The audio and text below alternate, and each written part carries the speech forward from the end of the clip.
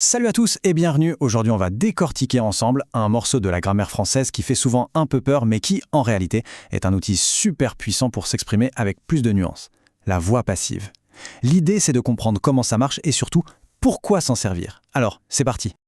Bon, pour commencer, regardons ces deux phrases. Elles racontent la même chose, mais pas de la même manière. À gauche, c'est la voix active. Le vent ferme la porte.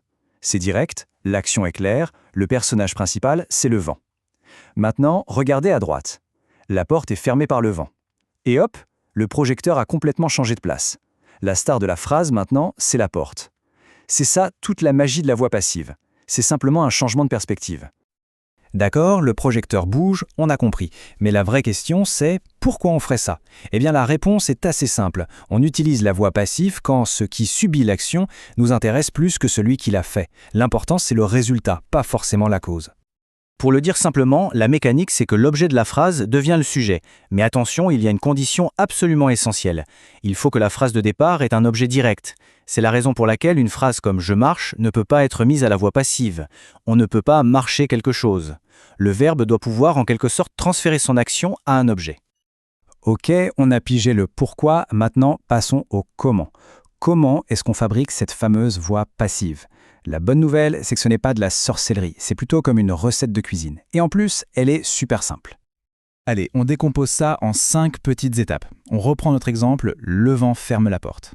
Étape 1, la porte, l'objet devient le sujet. On commence par la porte.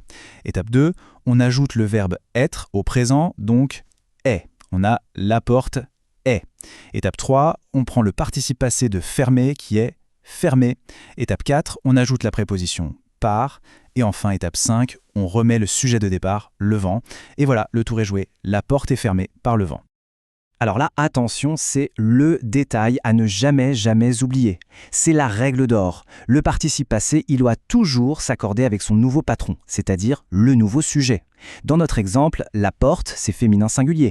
Du coup, on doit ajouter un « e » à fermer. Si on avait eu les portes, on aurait écrit sont fermées, E-E-S. C'est automatique et ce n'est pas négociable. Et ce qui est vraiment pratique, c'est que parfois, on peut même faire disparaître complètement l'auteur de l'action. Par exemple, si on dit « le voleur a été arrêté », on se doute bien que c'est par la police, pas besoin de le préciser. Si on dit « ma voiture a été rayée », c'est probablement qu'on ne sait pas par qui.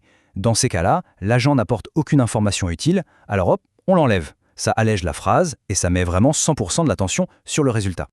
Allez, on continue avec une petite subtilité. Si dans 90% des cas, on utilise par, il y a une exception importante à connaître. C'est l'utilisation de la préposition de.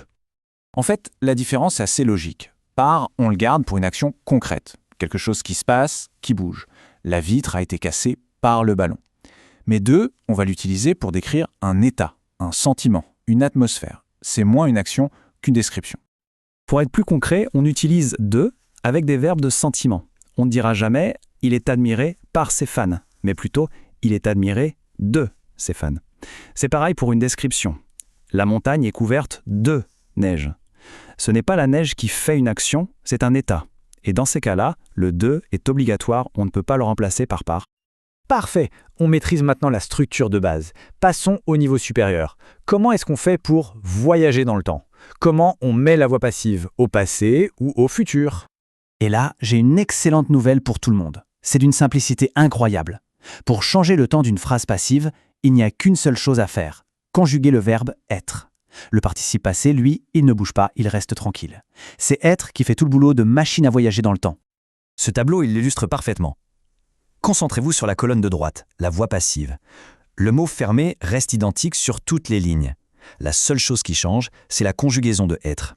S pour le présent, a été pour le passé composé, était pour l'imparfait et sera pour le futur. C'est tout, il suffit juste de bien savoir conjuguer le verbe « être » autant qu'on veut. On arrive à la dernière partie et croyez-moi, c'est sans doute la plus importante. On va voir comment éviter la confusion la plus fréquente, le piège dans lequel presque tout le monde tombe en apprenant le français. Alors, regardez bien cette phrase. Elle est entrée. On a un sujet, elle.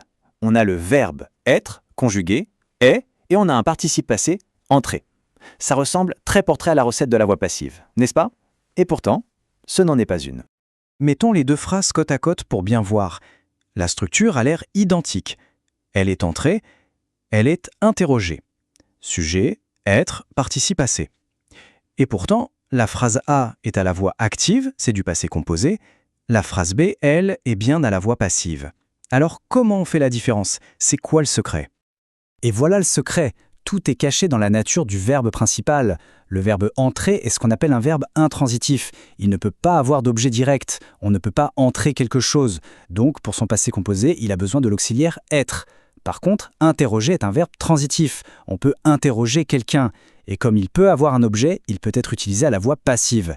C'est donc la carte d'identité du verbe qui nous dit si la phrase est active ou passive.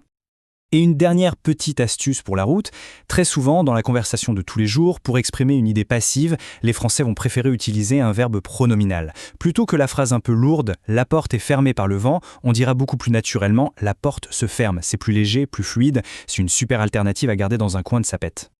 Au final, on voit que la voix passive, c'est bien plus qu'une simple règle de grammaire à apprendre par cœur. C'est un choix de mise en scène, c'est un outil pour guider le regard. Alors la prochaine fois que l'on construit une phrase, la vraie question à se poser, c'est celle-là. Qui ou quoi mérite d'être la vedette de mon histoire? L'acteur ou celui qui reçoit l'action? Et la réponse à cette question changera tout.